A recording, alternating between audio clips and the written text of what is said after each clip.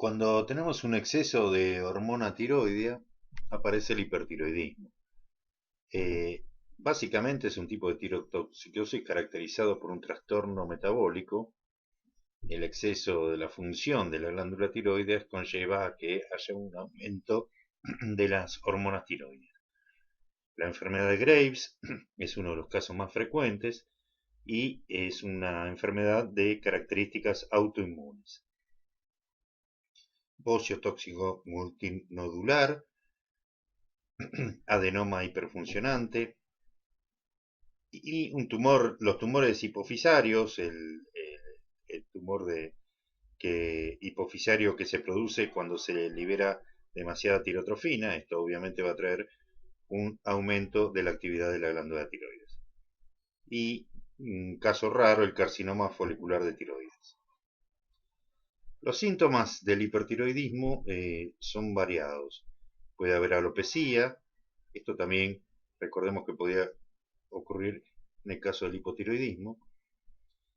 En la enfermedad de Graves se producen exoftalmos, nerviosismo, agitación, bocio en el caso de la enfermedad de Graves. Aumenta la tensión arterial sistólica, temblores, intolerancia al calor, taquicardia, arritmias supraventriculares, piel caliente, diarrea, debilidad, miopatía, osteoporosis, reflejos exaltados, metrorragias, impotencia, infertilidad, disminución de peso. En general, son todos los síntomas exacerbados que se producen normalmente, fisiológicamente, por la función de las hormonas tiroides, pero en este caso exacerbados. Puede haber pérdida de peso, apetito voraz, dijimos intolerancia al calor, probablemente también palpitaciones, temblores, deshidratación, etcétera. Puede llegar a producirse un deterioro de la conciencia. El tratamiento está dado por fármacos que disminuyen la síntesis de hormona tiroidea, fármacos que disminuyen la liberación, fármacos que inhiben la conversión periférica de T4-T3, aquellos que inhiben las acciones periféricas, es decir, los que antagonizan de alguna manera las acciones que se producen debidas al hipertiroidismo, y finalmente la ablación quirúrgica o por medio de iodo radioactivo de la glándula.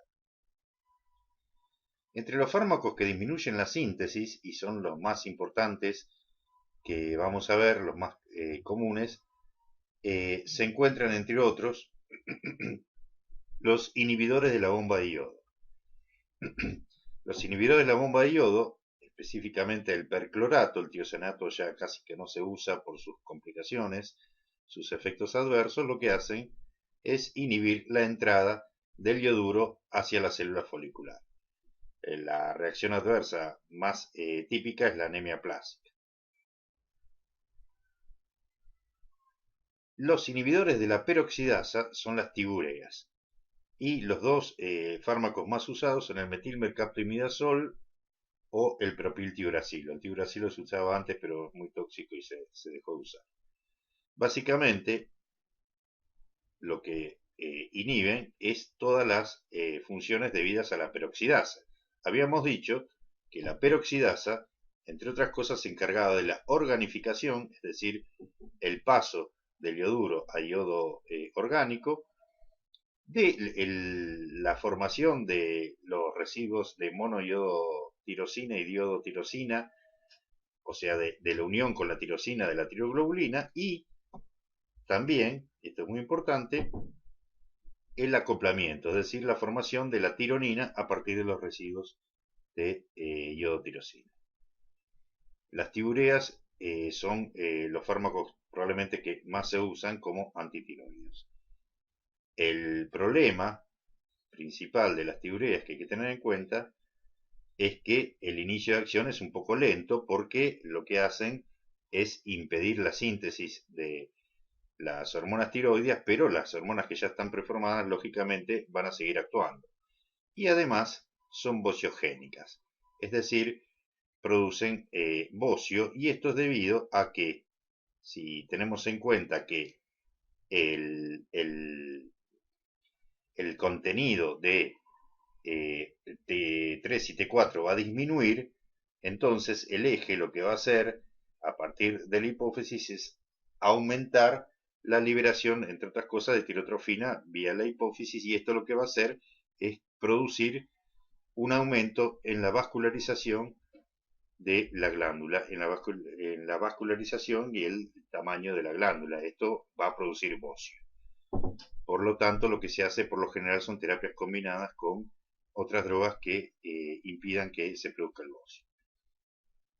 El propiltiuracilo, a diferencia del metilmercaptoimidazol o metimazol, además inhibe la conversión periférica de T4 a T3. En cuanto a la farmacocinética de estas drogas, se administran por vía oral con una buena disponibilidad de 60-80%, atraviesan la barrera placentaria y pasan a leche materna. El metilmercaptoimidazol atraviesa con más facilidad que el propiltiuracilo, esto hay que tenerlo en cuenta. Las vidas medias son de 2 horas para el propiltiuracilo y aproximadamente 6 a 13 horas para el metilmercaptoimidazol. La biotransformación es hepática y se eliminan por orina, tanto sea la molécula entera o los metabolitos. Los efectos adversos de las tiureas, el más significativo es la agronulocitosis, que es el más peligroso. Además, pueden producir anemia aplásica. Por otra parte, pueden ser teratogénicos, puede haber reacciones de hipersensibilidad, rash, urticaria y intolerancia gástrica, náuseas, además de, en algunos casos, hepatotoxicidad. Pero los dos efectos adversos fundamentales que hay que tener en cuenta son la granulocitosis y la anemia plásmica. En algunos casos puede ocurrir. Fármacos que disminuyen la liberación, los ioduros, el que se usa actualmente más que nada es el iopodato de sodio, porque la solución del UOL, el yoduro de potasio, trae más complicaciones. El litio, que solo se utiliza en el caso de que el paciente tenga alergia al yodo, porque tiene una gran cantidad de efectos adversos mayores que los ioduros. Los ioduros, el ácido iopanoico, y habíamos dicho el iopodato de sodio, básicamente, lo que hacen es, básicamente, bloquear las acciones de la TSH, desacoplan la actividad de la ciclasa con respecto a la unión del receptor de la tirotrofina a nivel de la tiroides. Como parte de ese desacople, lo que ocurre es que se alteran todas las funciones debidas a la TSH, a la tirotrofina. Por ejemplo, se altera el transporte del yoduro, la hidrólisis de la tiroglobulina y además impiden la hiperplasia y la vascularización inducida por drogas ociogénicas, porque al no haber acción de la TSH, esta acción debida a la ciclasa, no se produce la hiperplasia y la vascularización. A dosis altas también pueden inhibir la misma liberación de las hormonas tiroides, pero básicamente estos son los efectos que ocurren. Ahora bien, los ioduros, que dijimos que se pueden utilizar conjuntamente con las tiureas porque de alguna manera impiden la aparición de bocio, el tema de los ioduros es que su acción no es muy larga, sino que es una acción transitoria, y después de unas semanas puede ocurrir que los ioduros dejen de actuar, y en ese caso la gran cantidad porque el eje está excitado porque hay una disminución de las hormonas tiroides, por lo tanto la TSH se descarga en gran cantidad.